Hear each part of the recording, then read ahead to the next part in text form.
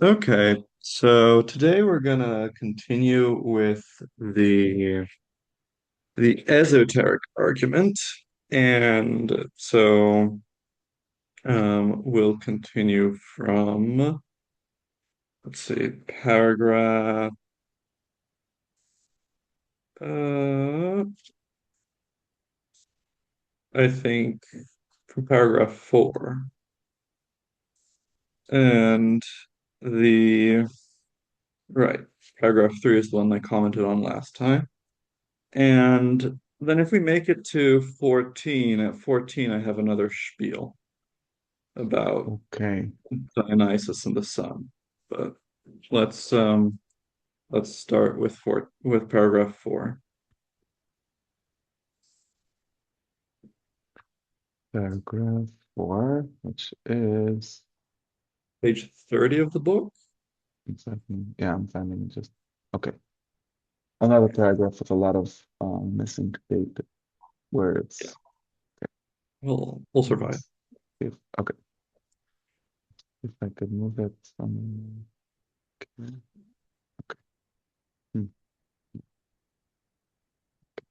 What he says about a monad and a triad is true.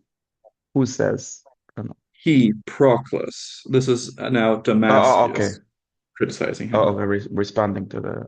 Okay. Yeah. But we must maintain that these titans who plot against Dionysus belong to another divine character, because no manifold opposes or destroys its own monad. Otherwise, it would destroy itself also.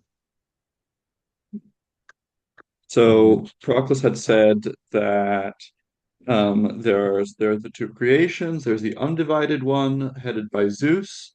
Zeus has under him three demiurges and then a bunch of demiurges, all the Olympian gods.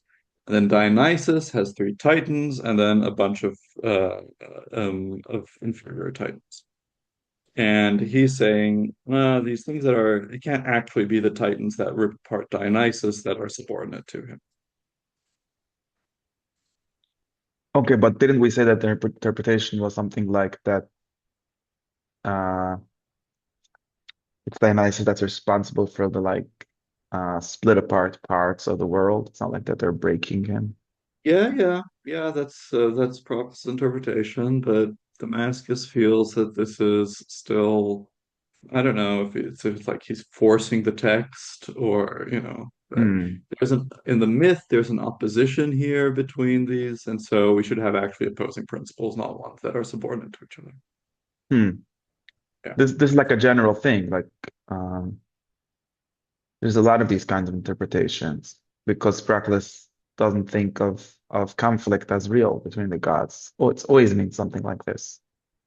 Yeah, and I mean, Damascus certainly as a Platonist doesn't think that there is any real conflict amongst the gods, but I guess he wants to be perhaps less violent in his allegory. Hmm. Okay. Okay. Besides, it is not to the Titans, but to the other gods that Zeus says, "Hearken, ye gods, this is the king I give you." Right. The king So being, Dionysus. okay. So thing is like Zeus in the Orphic text that we only have fragments of because the Neoplatonists quoted the Orphic Rhapsodies. He hands over the kingship of the world to Dionysus. And this is one of the reasons why Proclus says that Dionysus is the monad of the junior gods, right? And the ruler of the world. And but then Proclus in his scheme, in his like metaphysical scheme, then makes him subordinates to him the Titans, right? And then Damascus is making here, as it were, an interpretive point saying Zeus isn't talking to the Titans here, so it's not as, he's not ruling over the Titans as monad of the world. Okay, so what must it be? So long as indeed, as Dionysus sits on the throne of Zeus, he is undivided, dot, dot, dot, dot, dot, to the Titans that he is divided and undergoes a metamorphosis in the way of something, something, but in the Titanic way. So it is not to the Titans that are divided. What? In fact, even something when he is divided, he is still made whole, and something is more according to his nature. Let us therefore, missing words, the forms or of the whole, though only something is onestetanic, something because they are dispersed or the intermediate and constitute the universe, but not as a whole, as belongs to the sphere of Dionysus. I don't know any of these words. Right. Just read to the end and I'll explain. Okay. Hence, he can be said to be at the same time indivisible and divisible, for such is the nature of the universe, which has rather the characters of an aggregate and is held together by a totality whose parts are distinct. Right. So Damascus wants to separate Dionysus and the Titans. And he seems to, from the parts that are, the corrupt text, seems some to say like he, insofar as he is king of the world, he is undivided. But through some relation to the Titans, he is divided, right? And um therefore he seems to, as it were, divide what Proclus had united. Proclus had said there's this second creation, which is the creation of the world according to its parts. And here he is, and that's Dionysus and the Titans, and it's because Dionysus is separated apart. And the Damascus, however, will say, no, we have two different activities here. We have one thing which is, maintaining the continuity and the wholeness of the world, and another which is making it an aggregate, right? This is interesting that he uses the word aggregate, um, because um, so an aggregate is something like a pile of sand or an army, right? An army is like a classical example in ancient philosophy, although you'd say an army actually has lots of unity because of because of the relations of hierarchy in it. But they would say, no, both the grains of sand and also the army, they're actually made up of things that can just go their separate ways and continue being what they are, like human beings or grains of sand.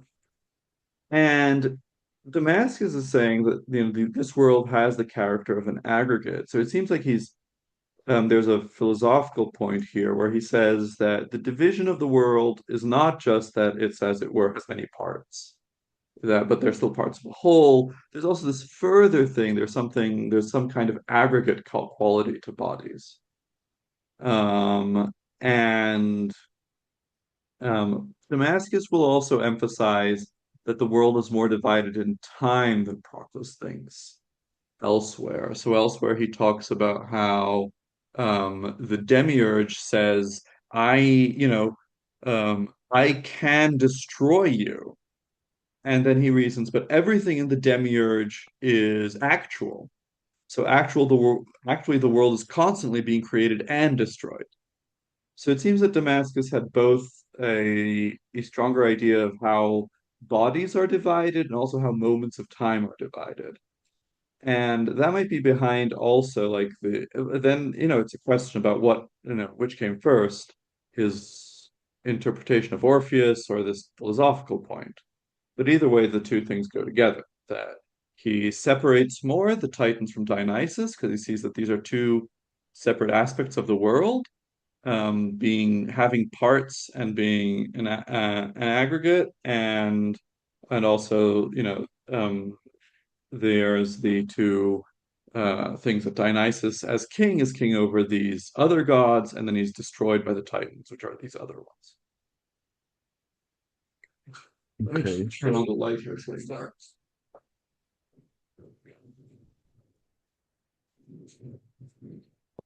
So let's continue. Why are the Titans set to plot against Dionysus? Paragraph 5. Because they initiate a mode of creation that does not remain within the bounds of the multiform continuity of Dionysus. Right. Again, that's the uh, So, Um, contrary to Proclus, who said that Dionysus is somehow in charge of the divided universe.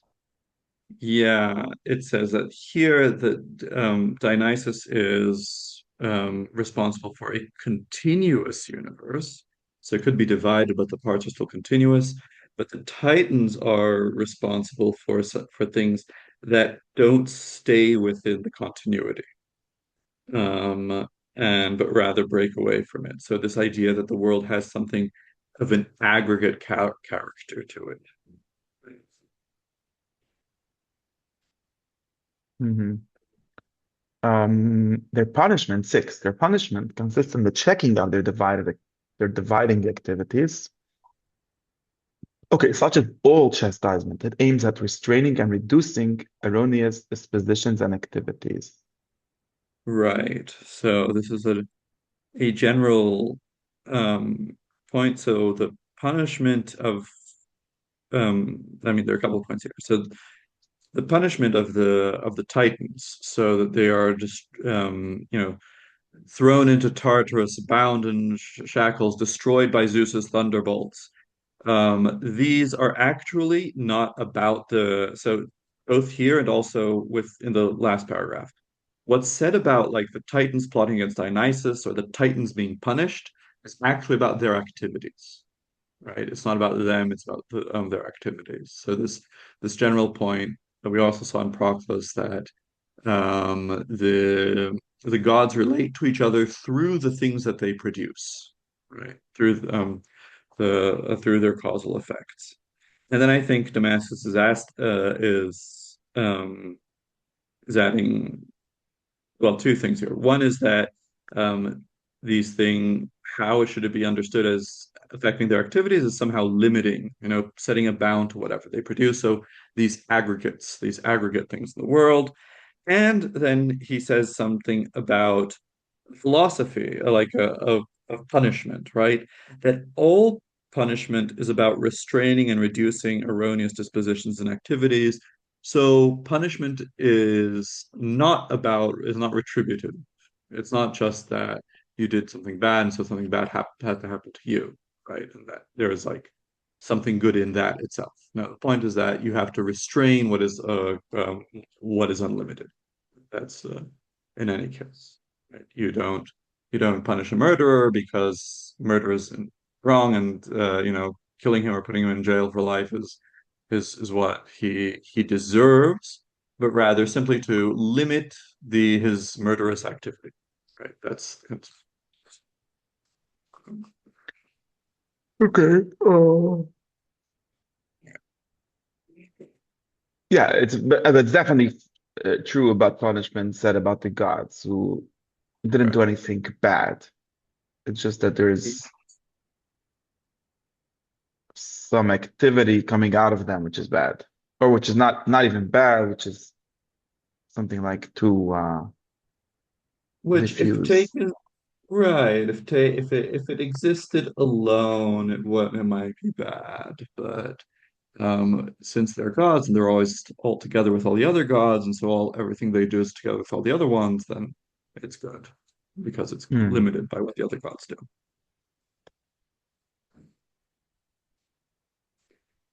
He'll continue talking Okay, about the I see. titans and the punishments. Okay, let me continue then.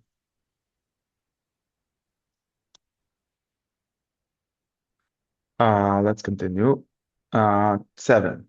Tradition knows three kinds of punishment inflicted on the Titans: lightning bolts, shackles, and the third is descent into various lower regions. Okay.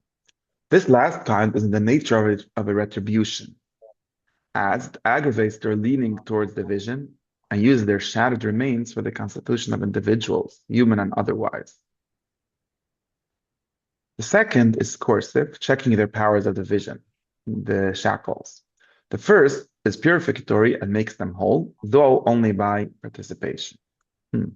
All three should be regarded as imposed upon each, though the myth distributes them, meaning some titans have this and some that, but really it's about each one in its three levels, for each possesses higher, intermediate, and lower powers.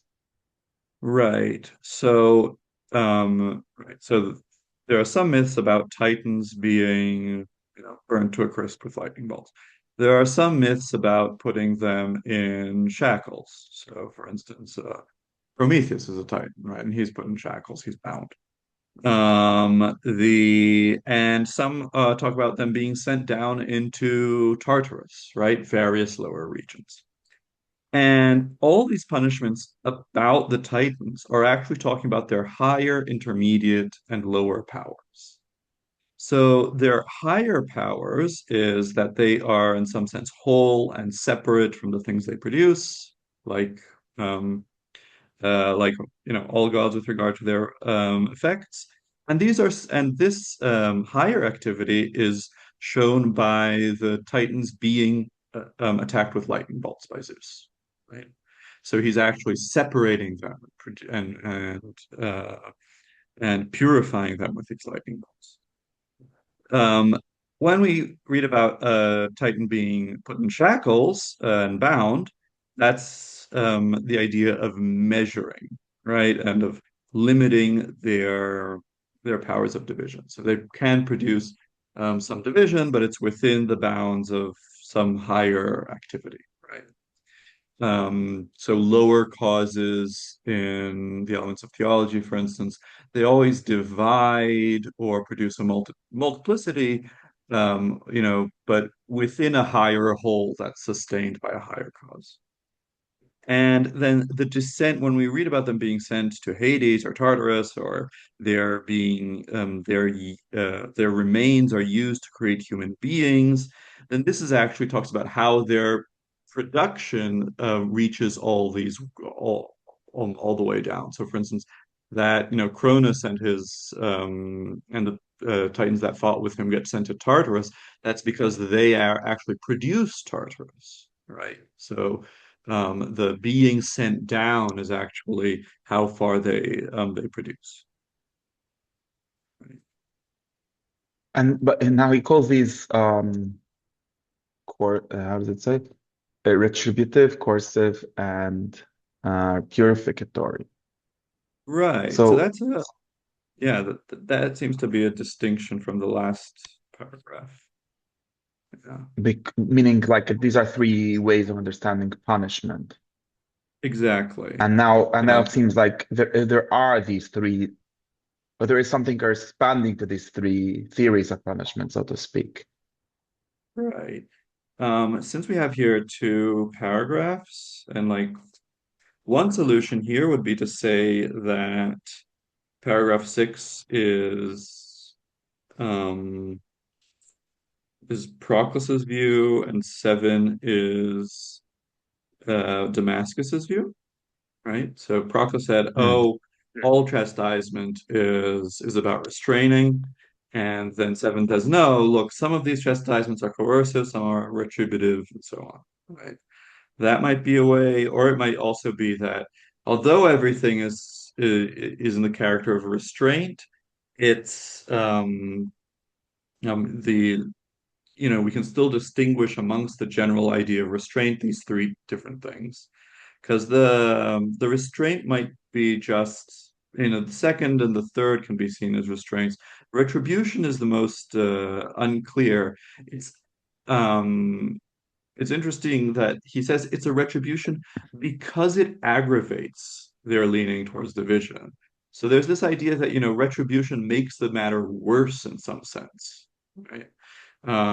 So, if you do evil to someone and if someone does evil and then you do evil in turn, you've just made the situation worse. You've made them, in a more evil state or something like that. Right. And But the Republic, like Plato had these arguments against punishment. yeah, yeah, and like the gorgeous, yeah, also, yeah, because that you should, if there's punishment, it should be educational, right? You should be making the person better because that's what justice wants, in some sense, and and so there's reason also to think that um, this retribution here. So what would this retribution here be like? It would rather be something like you're a murderer, so you will now have to work as an executioner, right? Because that's what the Hmm. idea that you're sending They're sending the Titans down to where division is appropriate, right? So you go to Tartarus, 'cause Tartarus is where division is, where's the most division, and so you should create that. And something like that. You're a hacker, so now you're gonna, help us have good security in our internet systems, our computer systems. Hmm. So I don't know if which way to go to think if it's Proclus versus Damascus or if it's the same author just spelling out his views more. Right, but in all of these things, it's not like the punishment is an allegory, right? It's not that the gods did something wrong and were punished. It's more like these stories of gods doing something wrong and punished are supposed to symbolize the fact that gods create wrong things or two divided things. Exactly. They create things that on their own can't can't exist. And so they need the higher things to they need higher causes to uh make these things possible. Right. So the problem with the two Okay, divided thing is that on its own it would just dissipate and not be anything.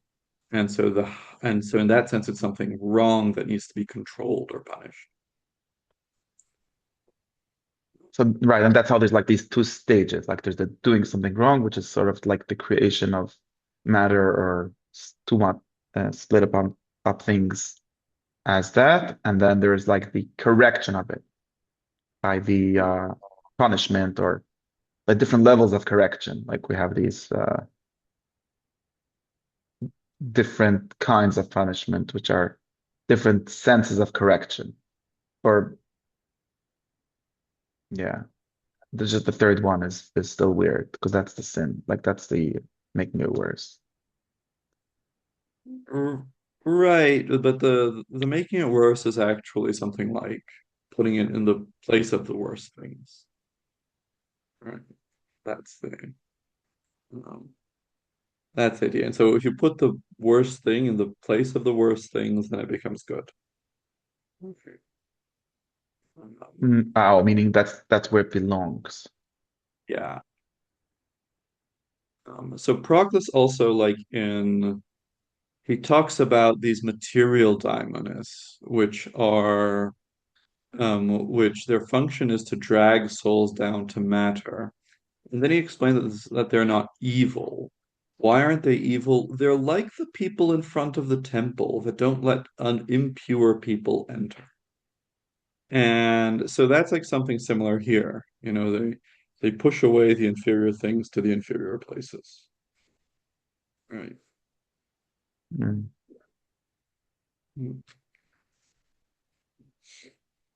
So like you might be like this person is Um, they're not good in society. They do everything for their appearance, and so they lie to people so that they have a good reputation and they cheat people and so on. Maybe this person should actually be in the peacock society where that's what that's all about. And so we move them to the peacocks. And then Mm. they're a good peacock, they're a bad human being, but we move them there, you know. I see.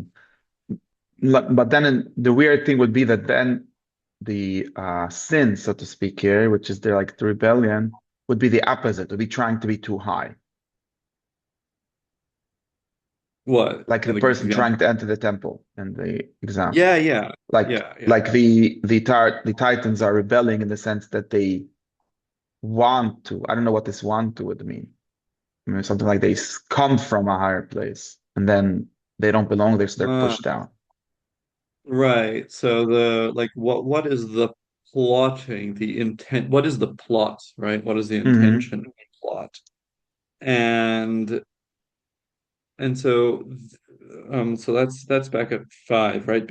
Why are the Titans said to plot against Dionysus? Because they initiate a mode of creation that does not remain within the bounds of the multiform continuity of Dionysus. So here it seems that the plot is they produce things, I guess. They want to produce things on their own, something like that. It's like their independence in production, since Dionysus is supposed to be king, and so they want to do something else. That would seem to be what's behind it. Um, so the intention here is, yeah, it's interesting. Like this plotting is not does not start here, right? The plotting is happens throughout, like this is an Orphic text, but for instance, in Hesiod's Theogony, the plotting is from the beginning, right? So, the earth plots against the sky, and so she teaches. She creates the scythe, and she teaches, and she offers it to her children, and Cronus takes it, and then goes against his father, and this was prior because Sky was plotting against his own children, and then Cronus will plot against his children because he's afraid that they'll do what he wanted to do to his father. But then Zeus goes against him, and then Zeus, of course, no one successfully plots against him, but that's because he stops it all, right? So like there's I mean, he fights off the giants and the titans, but then they're also like, oh, if you have a daughter with Thetis, then that will be someone stronger than you. But so he has her marry a mortal, and then we get Achilles and all that. So the there's constantly this thing of gods trying to become king of the gods. And that might, in general, then be seen as this idea of to create a new phase of, and when Proclus interprets this, then all of these things get different um, realms. I mean, Cronus and Zeus are both intellectual gods, so that's an exception. But and Dionysus and the Titans are both in cosmic. But in general, all each of these belongs to like a different order. So maybe this plot is something like to start a new order, because there's something like the first, like the one in each order insofar as it has something totally new. There's in uh in the Elements of Theology, when he comments on what makes a god paternal, he says that it is having the status of the good in its rank. So maybe this plot has to do with, trying to take on the role of the good. And so interpreted positively, it's just like the novelty of what you're doing, something like that. Right, and then the punishment would be something like just the fact that it's not the good. Right. And it's actually the punishment, if we're thinking of the punishment of the of sending them like to Tartarus or sending them to a different location, is that of putting the god or goddess um into like the greater context of goods, right? You're not the good, you're one good in this hierarchy of goods, right? Something like Mm. that.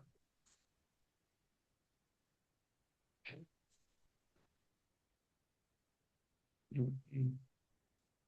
And so it was part of the Orphic myth that after the Titans are burned to a crisp, their ashes, which are mixed with Dionysus, right, with what they ate of Dionysus, everything except his heart, are then used to create humans. And that's what paragraph 8 is talking about. Okay, so let's continue to that. I'm just very curious about this whole punishment because someone like Darizal in his whole broken vessels story makes this sort of sin, so to speak, into a stage in time, or at least when you get to this world, like to humanity, then he sort of sees of like fallen men or even really sinful people as just the last stage in that same story. And then repentance or becoming better is has the same form as all these higher levels becoming constituted from sort of breaking off and then being returned. He has this very Ah, like the Neoplatonic okay. interpreters of him are somewhat worried about this. Like he seems to give a lot of time and space to like if you have precession and reversion, then the precession stage takes a long time, and the reversion is seen as like a whole trip back, which is not like one parts of one moment or moments of one activity.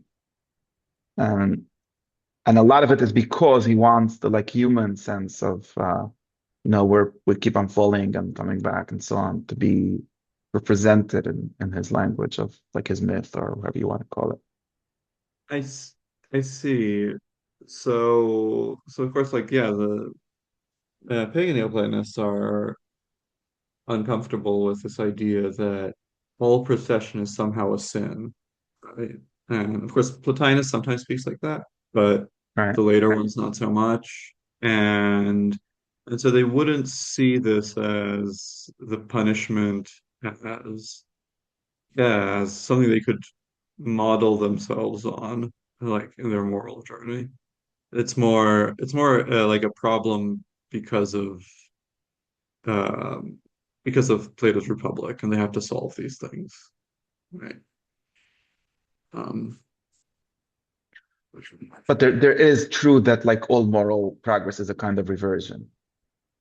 it's true that all moral progress is a kind of reversion, but there's this continuity of procession and reversion, right? Reversion is bringing to completion procession. It's one continuous motion. It's not undoing like a procession. Yeah. Hmm. Not like re uncreating the world or something like that. Yeah, it's not Uh, like that. No, it's like making it really creative. Really. Yeah. Yeah. Mhm. right. So I guess that's the question. Like, to what extent could you, like, do you see this as like a distinct stage, like the falling stage or something like that? Yeah. Um, yeah, I like there are interpretations that go both ways, and like there is a more traditional interpretation of precession reversion as really two steps. You go down, then you go back up. But I think that Proclus quite clearly says in the elements that it's one continuous process, and so I tend to see it more as continuous. Mhm. Okay.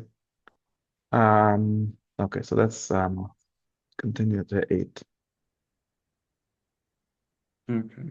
So their problem is mostly this like question, their probably question of like the evil among gods and things like that, or disunity. Yeah, and this unity, I mean, we can I mean, yeah, this is all, of course, in the context of the esoteric argument Yeah, yeah. about suicide.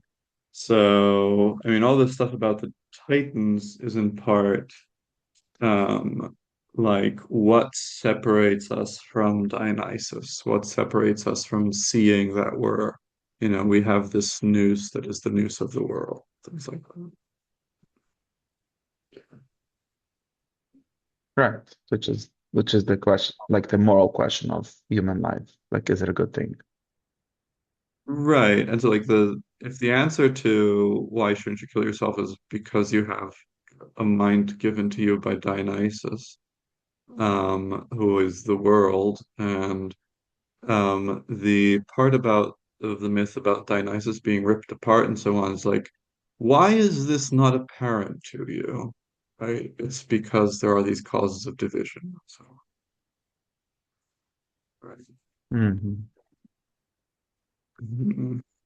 I guess we'll get back to this. Like the causes of division are what makes you think that you should commit suicide. Yeah. Yeah. That's because why you think you should commit suicide. Um, Let me continue into eight. In what sense, no, right. In what sense are men created from the fragments of the Titans? Okay, what does that mean? from the fragments because their life is reduced to the utmost limit of differentiation. That's what fragments means. Yeah, Um, from the fragments. Yeah. okay. I mean, humans aren't, there's more fragmented things than humans, I think. Right. Well, we can get to that, but Okay. yes. Of the Titans, because they are the lowest of creators and in immediate contact with their creation. So, like the one that touches us, like the closest. For Zeus is the father of men and gods, the Titans of men only, not of gods. And they cannot even be called fathers, but have become men themselves, and not simply themselves, but their dead bodies. And even of these, only the fragments, the fragmentary conditions of our existence being thus transferred to those who are its causes. Right. So, you say so human life is not the most fragmented thing, but it is the most fragmented. So it is the most separate amongst the order of souls. Transmigrating souls are the most fragmented. And remember that also, like all the animals, they're actually um, living. Those are human souls, right? So that's also human life. So human life, and when you get to like plants, plants are actually less fragmented in the sense that they don't have souls of their own, right? And and so it seems like yeah, the human life is the utmost limit of differentiation, and also like of separate existence in that sense. Because things below humans also they start all to have less individuality, less existence of their own, and so Hmm. on. You might wonder whether maybe they didn't think about this, but I think if we think of technical instruments, I think yeah, maybe I'd have to consider it. Maybe technical instruments are even more fragmented and separate from each other, but I'm not sure. Like two people can understand each other better than two books. Um, but um, I'd have to think about that. Okay. And then so that about the fragmented. Okay. Mhm. About the then about they're being created by the Titans. It's interesting. So it's that he says that the Titans in some sense become them and not even them, but the fragments of their dead bodies. So very often Neoplatonists will contrast coming to be through fragmentation and coming to be through abundance, right? So they want to emphasize that true causes, eternal causes produced through abundance and not through losing anything of themselves. Whereas the Titans here are explicitly said to, just be the matter of what they produce. Now, since they're gods, he doesn't interpret this literally as the matter, but rather as um, creating being immediate creators, and also creating with their lowest activities. Right? There's a proposition in the Elements of Theology also about how the what is it? The more uh, or the less the cause transcends the the effect. So the closer it is to the effect, the more independent the effect is from it. Or otherwise, the more transcendent the cause, the more dependent the effect. Right. And so here, by emphasizing that they're the immediate uh, creators, it's also because they give rise to the most independent things, right? The things that are most independent from them. And and so that's the sense that so Well, what he's doing here is he's denying that they're actually made out of Titans and saying, oh, this is about the kind of causality that they have. And also emphasizing that the point is just how fragmented human life is. He's going to get, we're going to have two opinions in the next paragraph, which is precisely about what this fragmentation is. So, So if I understand the coming out of the dead bodies, it means something like that the creators lose themselves by creating, or they lose the dependence on them. They lose what they are. the creators, what the creators create things that they don't really control. So, and therefore they're said to be like losing something of themselves, Right. Yeah. They're said like to their matter, be, like they. yeah, they're said to be dead with regard to these things. You know, Hmm. they're, yeah. They create without being alive, so without being in a state where they control what they create. So something like I like we have an idiom like says something like a parent would tell his child, "You do something over my dead body," which would mean something like you're doing something I really don't like, and Exactly. that's what it is. That's what it is. Yes. Yeah. We have human beings come to be over the Titan's dead body. Um, yeah, something like that.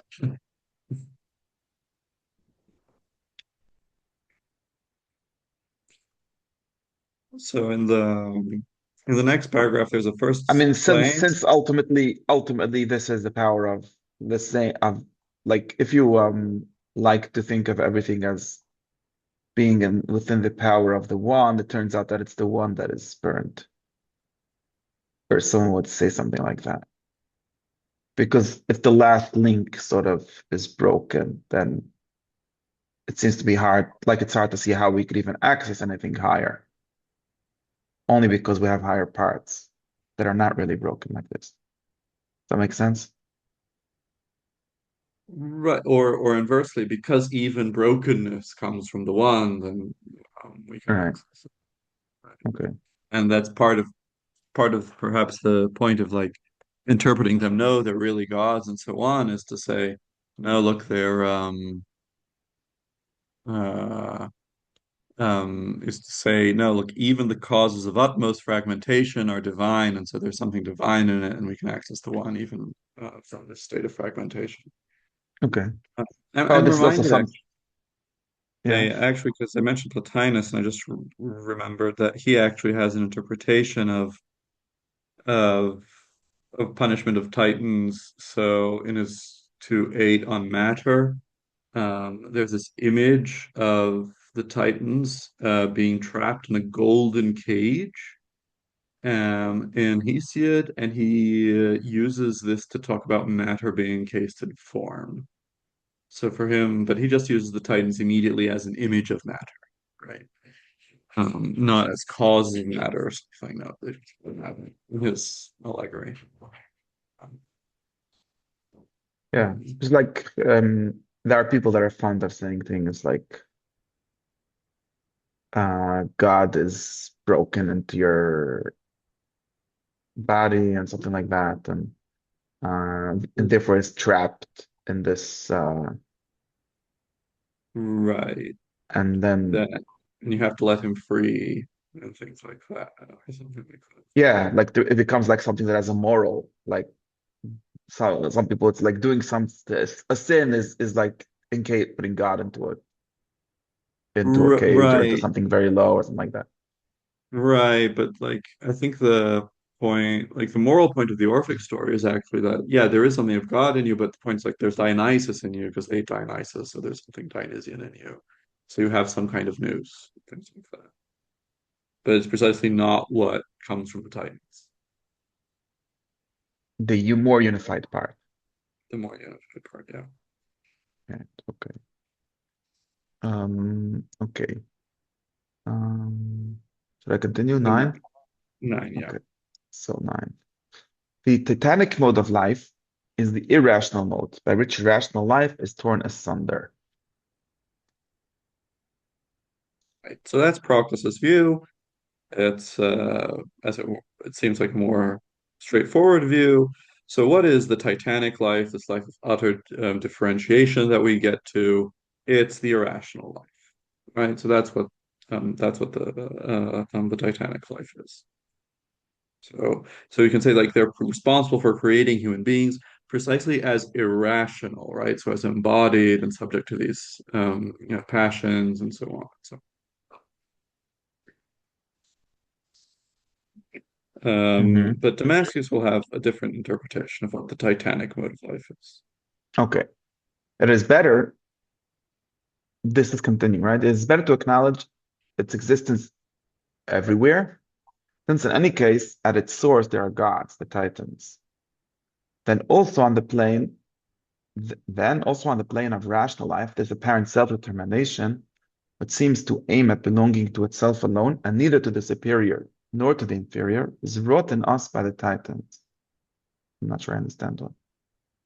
Though we tear through it, we tear asunder the Dionysus in ourselves, breaking up the natural continuity of our being and our partnership, so to speak, with the superior and the inferior. While in this condition, we are Titans. But when we recover that lost unity, we become Dionysus, and we attain what can truly be called completeness. Right.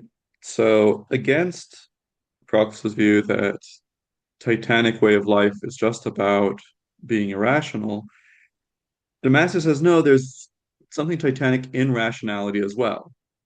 He argues this because he says the Titans are gods, and as gods, if they have effects at the lowest level, at the irrational life, they should also have effects at the higher levels. And what is this Titanic rational life? It's this thing of the rational person who wants to be free, right? Wants to determine themselves and not obey the things above them. So, like, not obey the gods and the daimonis, and also not take care of the things below them, right? Bodies and animals and so on.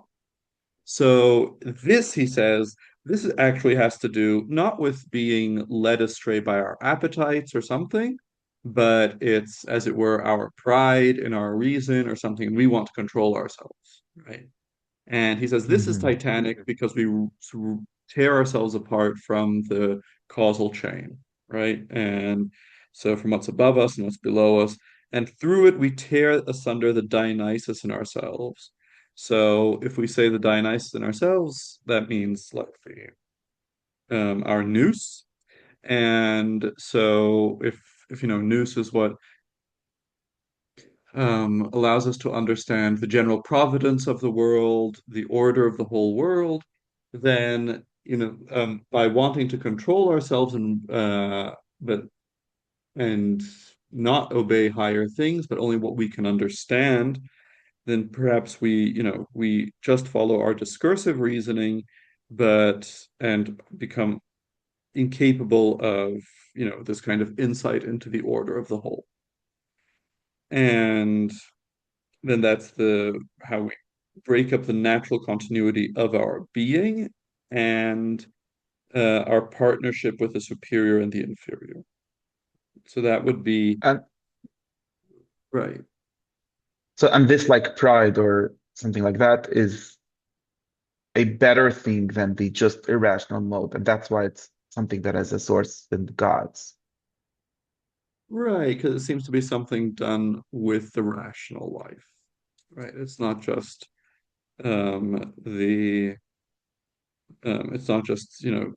caving to something inferior. And, So something like the like regular way of saying like I want to be independent, whatever. exactly. I mean, Self-constituted. yeah. There's of course, the debate here, because of course, Proclus can come back and say, why would, it's irrational for you to separate yourself from your higher causes. Your higher causes are what give you existence, and so they're what give you good.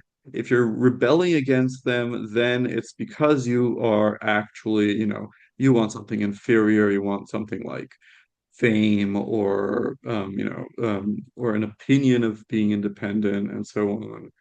And so Hmm. that's actually irrational. Whereas Damascus seems to be something like, no, there's some kind of a vice proper to some titanic vice proper to the rational soul. And you get um, different views, like this is a debate that happens then later as well, for instance, with regard to Satan, what moves Satan, right? And also, like, is sin just always caving to some kind of appetite, or can it be in the reason, originate in reason as well? Um, so, like Satan at the beginning of Paradise Lost, he seems to be just self-determined, and I want my own kingdom, and so on. But by the end of Paradise Lost, he seems to, just be greedy and envious and things like that.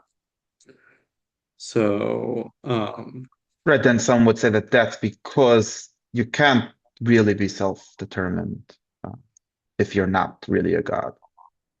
exactly. And like, but people who say that the self-determination, like who want to defend more like the Damascene line, would then say, but all these, the body itself is something good. There's nothing bad about the appetites in themselves.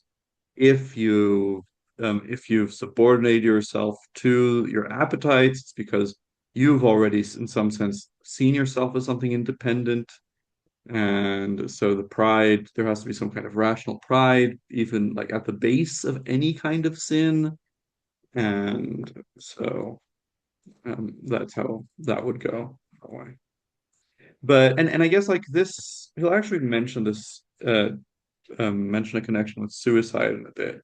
But that's also like a question about like what are the motivations for suicide, right? Because like suicide can seem like you're cutting yourself off from the world.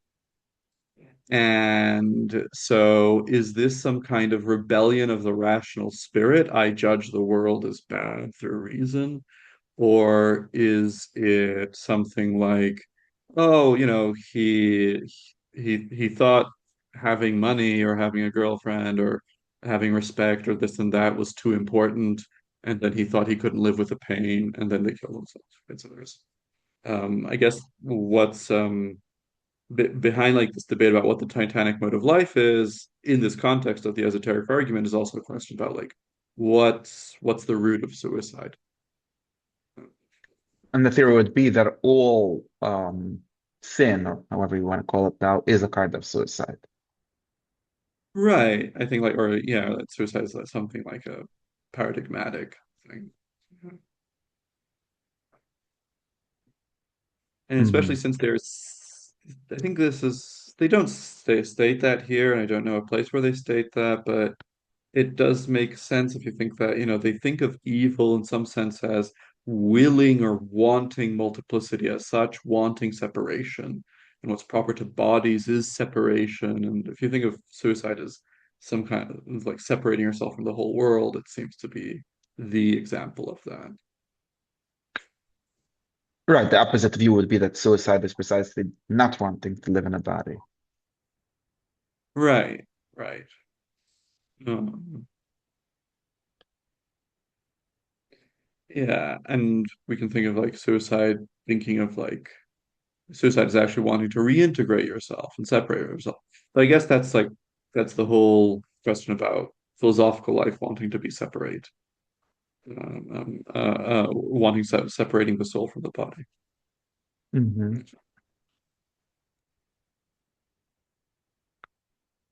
Right.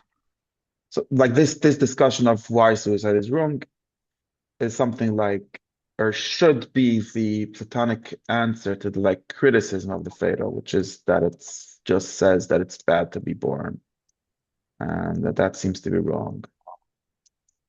Yes, yeah, like the imminent.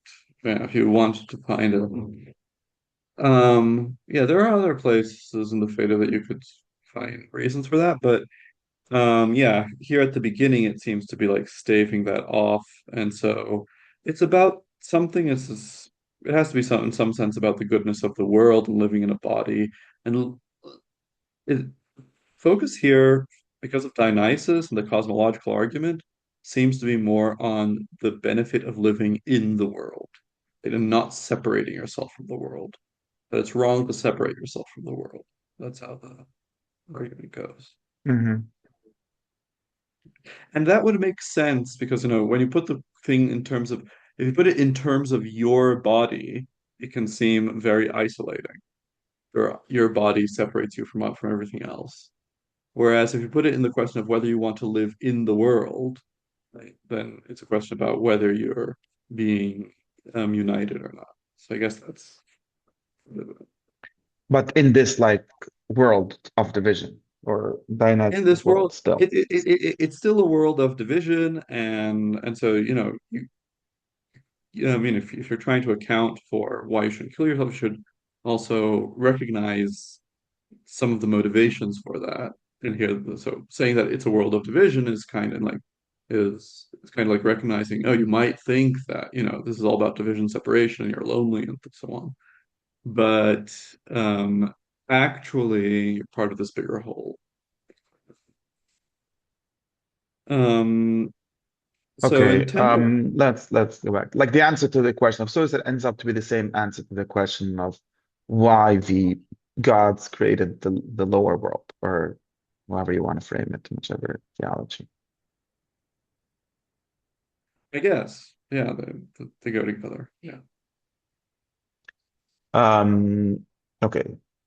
This paragraph 9 has the closest thing to like this moral language of like the myth of the Titans tearing apart Dionysus are what you are doing whenever you eat too much ice cream or whatever. Something like that, yeah. Um, okay, so 10. What is the kind of custody? Viewed as the guarding power, is Dionysus himself, who loosens the shackle for whom he will, since he is also the cause of individual life. What does loosens the shackle mean here? So I think it means kills, right? Hmm.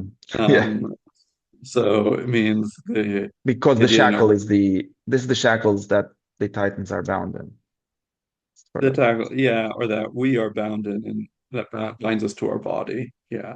So he uses desmos. I mean, desmos can be shackle, but it can also just mean a bond. And so like in the Timaeus, the Demiurge says something like, "You immortal gods will never perish because you are held together by the strongest bond, which is my will." And that's Desmos as well. So, um, so, but this is about like loosen. That's is also like something that's associated with Dionysus. So this paragraph here is Proclus's view, and then the next one seems to be Damascus's. And then the next one is said to be he starts saying Dionysus is the cause of deliverance only. Therefore, this god is named Lysias, and deliverance and Lysias, those are both cognate with Lucian here, right? So he delivers from the bond, or delivers, right? So you can see it as he sets people free, right? That's part of like entering into a mystery called Dionysus, that you are somehow set free from the bonds of mortality and things like that. And this thing of that he's the cause of individual life, so it's like in the Greek he's the cause of partial life. And so remembering that a name for our kind of soul, transmigrating soul, is a partial soul, right? So again, that's the idea that the Dionysus is the head of the second creation, so he's responsible for all the individual souls as such in their individuality, whereas like Zeus is responsible for the essence of souls, like that. And the um, and so since causes their to live their individual lives, he can also deliver them and restore them to the whole. right? So to integrate them again to the totality. Okay. Um, right. And that's he is like, we're in his custody because he can free us. Viewed as the object of custody, on the other hand, so that's who's responsible, who's the guarding power, but viewed as the object of the custody, on the other hand, is the experience itself of being bound in the body, which has the fullness of necessity as an act of justice. Mhm. Um, Four, by actualizing her own separate existence, the soul has been locked up in a body, which, though her own, has also many wants to make her feel her dependence on a common form and teach her what it is to be an individual. Right. So this you know, actualizing, this is probalomene, so it's a putting forth, projecting, in other translations, her own individual existence, her idion, right? What's proper to her. Um, and so the idea is that um, there are a few ideas here. So why does the soul become embodied here? This is a different account, right? Normally, Crocus's normal account is that the soul becomes embodied because she wants to participate in the providence of the gods, right? She's seeing the gods both contemplate and they also have effects on Earth. She's done contemplating, she wants to do the other half. And so she comes down and acts providentially. Here it's something different. So here it's the the soul first puts forth her own individual existence. So she wants to belong to herself or something like that. And and so she's put in a body which, because the body, lacks but also needs other things, right? It needs to be fed and so on. This is like the nature uh, of individual separate things. So like the soul is put in this situation, presumably it seems to learn that actually, to want to be reunited again. So this has something to do, this sounds like the retributive justice of previously, right? So the retributive justice is we was previously interpreted as sending things to their proper locations. So in the heavens, everything is united and coordinated, right? All the bodies are part of this one big heavenly dance. So if the soul wants to have its own um, life, then it has to come down and animate an individual body because individual bodies have independence from each other and they can act not as part of one big synchronous dance. We might think that this having your own body and having your own existence has something to do also with imitating the providence of the gods. Because for Proclus, contemplation is inferior to providence, right? Contemplation is associated with nous, whereas providence is associated with the tenads as such. The contemplation is so is just producing knowledge, whereas and knowing being, whereas providence is making things good, and good is prior to being. And also the gods as goods are each of them henads, are each of them individual. So if you want part of like wanting to be part of the more imitate the providence of the gods is also imitating their separate existence and having your own separate existence here, and Hmm. therefore you have to descend even further down. So that matches the idea that the highest causes cause the lowest things. So if you want to imitate higher things, you have to go lower down, right? Um, and and then that is then right. So that's the interpretation. So you go down, and in order to do that, that's the and why? So that to make her feel dependence on the common form and teach her what it is to be an individual, right? Um, so yeah, so this would no longer be something that is proper, like is part of imitating providence, but is part of the problem that the soul can't be like a god, can't be entirely separate. And so, when she contemplates, she's missing this providential part. But when she's acting in a body, she's missing out on the unity. So that's why the life of the soul is cyclical and has to go back and forth between the two. Mm. So that seems to be Proclus's view of the custody. And the thing that with the custody as being in a body, and the body is part of the common form, is again connected with the esoteric argument.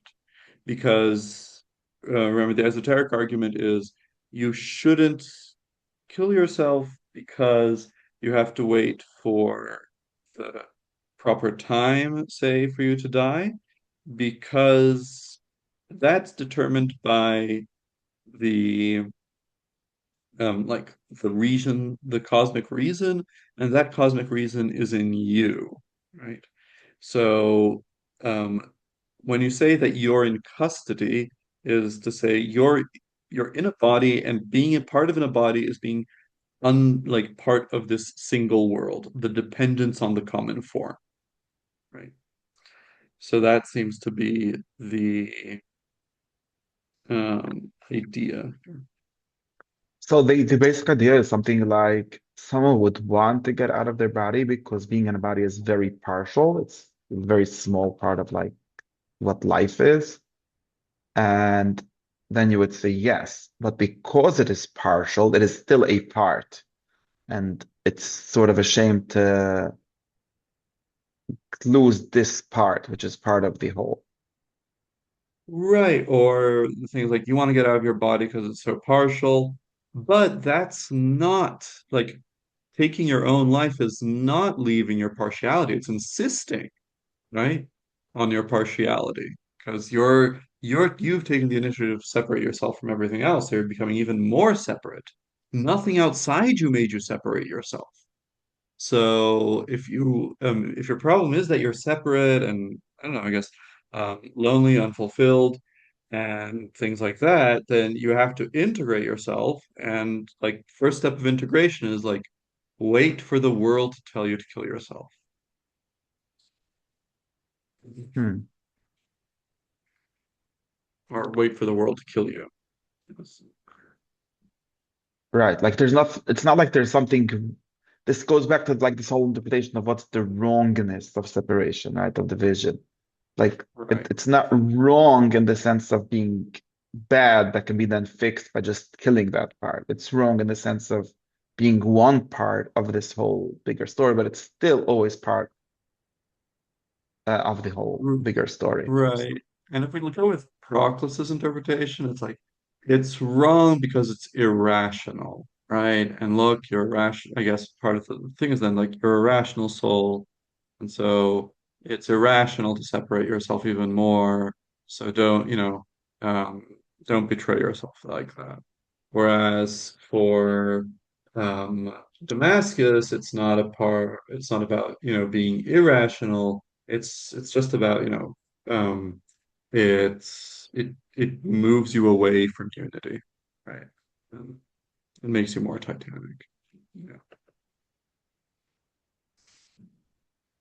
And that's because of the question of like how general our rationality is, something like that. If there is really an individual reason that can be called reason. Exactly. Yeah. Yeah. So that's one way to draw the distinction between the two.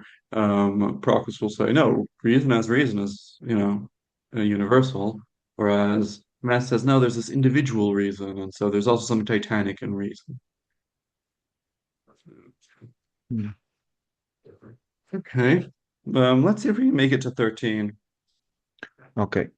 Like the matter individual reason is the Damascus version. Yeah. Yeah. Damascus often sounds more modern. Okay. Now 11. Dionysus is the cause of deliverance only. Therefore, this god is also named Lysias, and Orpheus says, "And men shall bring to thee rich hecatombs yearly in season, and celebrate thy rites, seeking deliverance from their forebears' sins.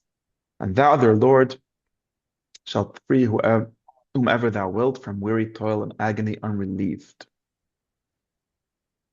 The guarding power, however, in the most comprehensive sense, is Zeus, or more immediately, the young gods, or most directly, the generative gods, who also have the power to destroy. That's a lot of things.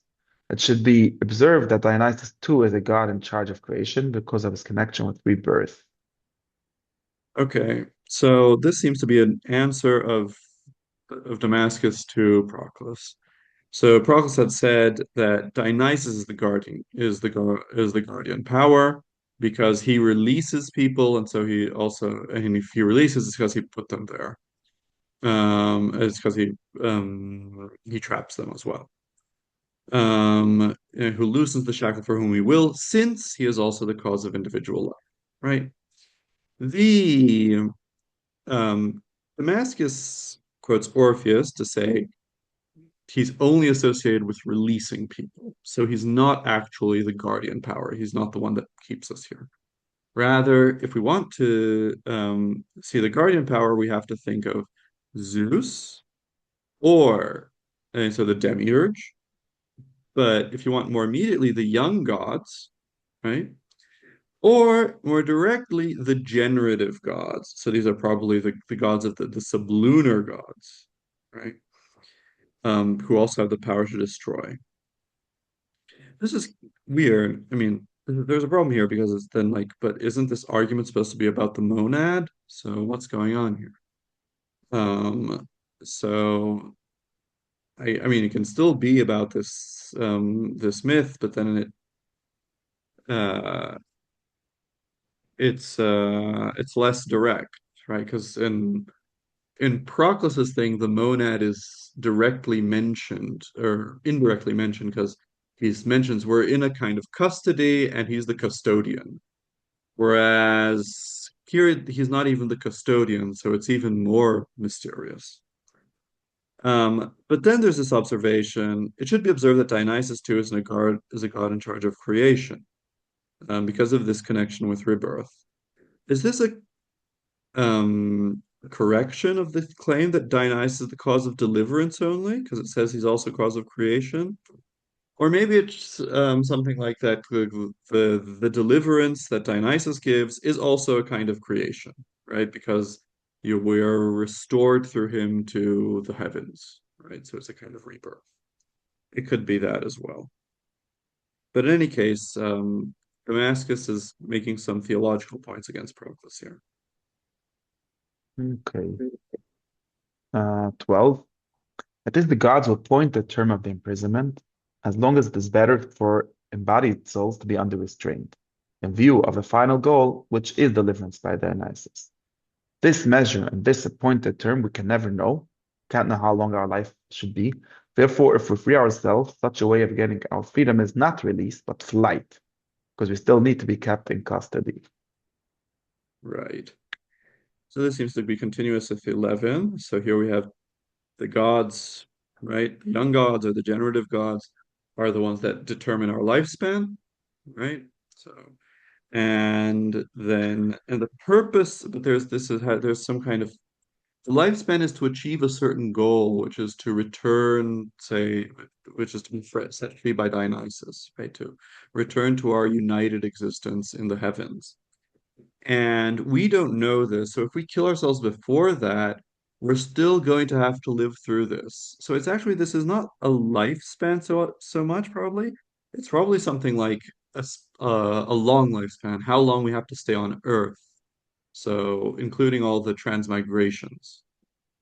And the idea is then that if you kill yourselves, then this is you still need to be in custody in some sense, and so you will continue and in that. Um, in this situation. The Um, right. And probably, but like if the term of the transmigrations is set, then that means that we can't actually go ascend earlier. But presumably, like there's one kind of like set of sequence of lives where people lead good lives and philosophical lives, and they keep leading better lives, and then they end up going up, or similar lives, and they end up going up. But then there's also, but you can have horrible lives, and you'll go through the same length, but you will also suffer. But you will suffer because you're choosing bad lives, and you'll also like be sent to Tartarus and Hades to be punished, right? Whereas the good sequence of lives will spend, for instance, some time perhaps in the ether, so in the place of reward, which is like in the highest part of the atmosphere, as opposed to the middle of the earth. So maybe that would be like the punishment. It also makes sense for suicides, particularly to be punished with Tartarus, since the Titans get sent there. Um, mhm. So now 13. Socrates qualifies suicide now as unlawful, then as impious, then again as undue. These are three different terms. The first term right, measures it by the standard imposed by the gods. So it's unlawful.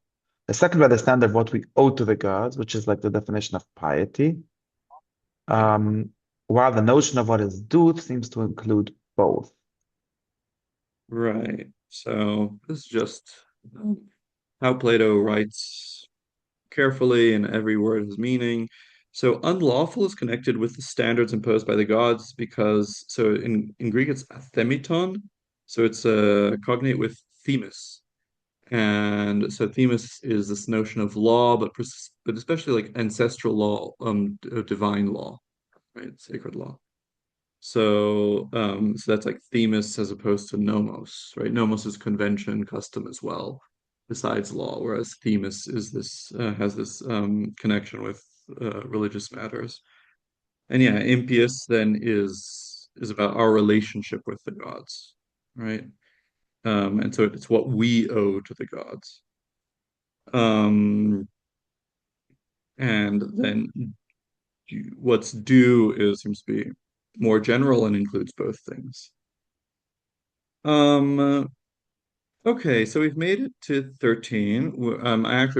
But that's good because then next class I'll start with my PowerPoint presentation, which is about 14. So just to anticipate, so in the 14, I mean, Western has divided here and said that at 14 starts the exoteric argument. But the 14 is still about the esoteric argument insofar as he gets into a debate with Proclus about who is the monad of the young gods. And is it Dionysus or is it the sun?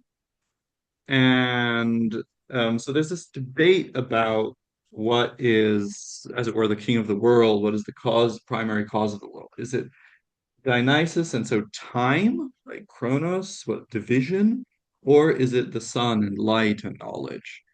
There's a Platonic issue here about opposing passages, and also like theological.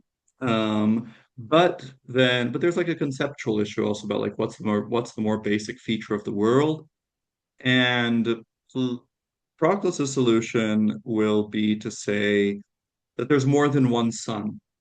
There's a hypercosmic sun, and then there's an n-cosmic sun. So insofar as the sun is within the world, it's subordinate to Dionysus, and so it's not the ruler of the world. But insofar as it's above the world, it can be said to rule it.